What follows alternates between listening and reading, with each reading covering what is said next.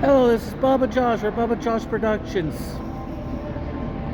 This video is a Thunder Mountain Wrestling ambassador video. Now, as you know, coming up next Saturday at the Bisbee High School, it is the first ever Super Vader Championship. It sure as hell is going to be a match. And in honor of that, this video, I'm going down and detailing Vader's legacy. Alright? Excuse me. I jot down notes, so yeah. Sorry if I'm okay away, it's just that I jot down notes. Let me see if I can do this. First of all, he wasn't always a wrestler. He started off wanting to play football. He was a center at the University of Colorado. And then in 1978, he got drafted to the Rams. And as a player for the Rams, in his second season, he was put on the injury reserve team. And in his second season on the injury reserve list, the Rams won the NFC Championship, which means Vader won an NFC Championship ring without actually playing. That's there. And more complications followed. He was forced to retire and give up his football dreams. All hope was lost for Vader until, while working out in a gym, he was recruited by the AWA, also known as the American Wrestling Association, in 1985, where he became known as Baby Bull. Eventually be changing the name to Bull Power. And then no championships won there though, but that was the start for who would become Vader. In 1986, he joined what it was known as the Catch Wrestling Association. And then 1 year later, in 1987, he won his first Catch Wrestling Association World Heavyweight Championship, which he would go on to win 3 times, as well as the Intercontinental Heavyweight Championship from Catch Wrestling Association 1 time. And then, in a place that his real legacy would start, Japan, he joined the New Japan Pro Wrestling, where in 1987, he finally became the man that we would know as Big Van Vader, black velvet mask and all. And there he defeated legend Antonio Inoki, hometown hero of Japan, and that ended up causing a riot. And he also became the first non-Japanese wrestler to win the IWGP Heavyweight Championship, which he would win for 3 times, as well as being an IWGP Tag Team Champion 1 time, in a team known as the Big, Bad, and Dangerous.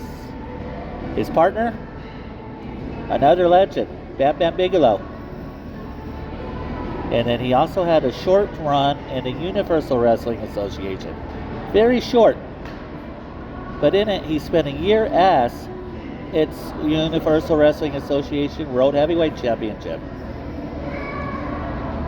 And then in 1990, he joined the now defunct World Championship Wrestling, WCW.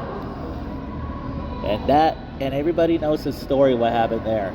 In a grueling match with barbed wire replacing the ring ropes, he ripped Foley's ear off in 1992. I believe Mick Foley went down and saying it was the best match he's had in WCW as Cactus Jack. And Vader defeated Sting for the world title there as well.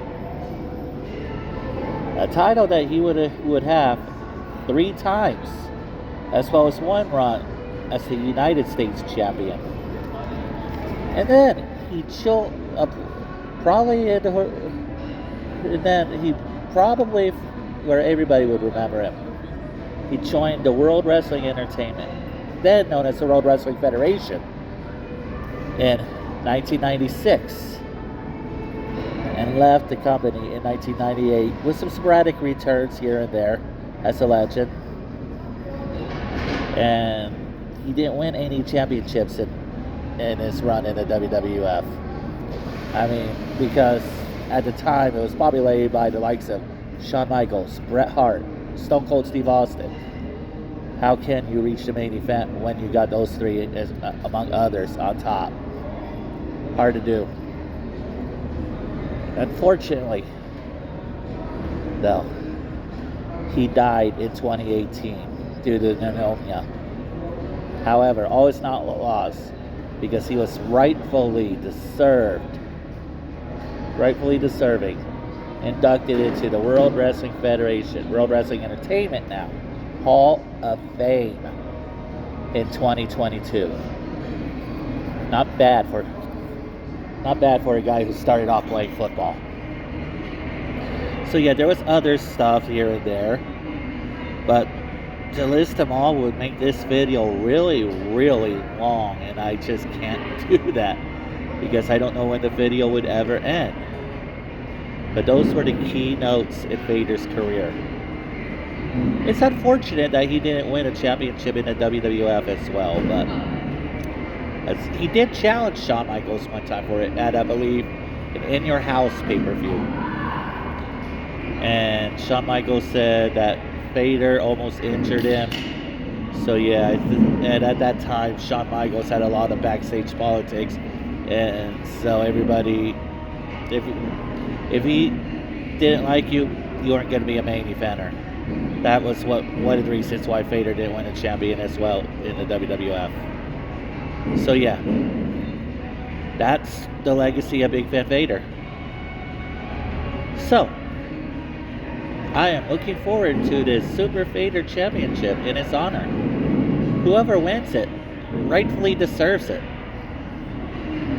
And I'm glad a legend like him is being honored in a championship. So yeah, hope you enjoyed this video. Remember, May Mayhem. That is this coming Saturday. The Saturday right during Memorial Day weekend at the Bisbee High School. May 25th, I think it is. Yeah, May 25th. And I'll be there doing a pre-show live right before it too, so check that out. With play-by-play guy Ryan Russell. And a third guy this time. A super fan. Not saying who, but you'll find out then. So yeah, this is Bubba for Thunder Mountain Wrestling as its ambassador. This is Bubba Josh from Bubba Josh Productions saying you better check it out at the Bisbee High School. It's gonna be a good time as well as some other matches. You got Manimal, the Thunder Mountain Wrestling champion, in a handicap match against the Foundation.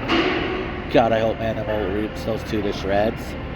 You got Pop Chulo and Victor Ursus going one-on-one in a grudge strap match for the #1 contendership.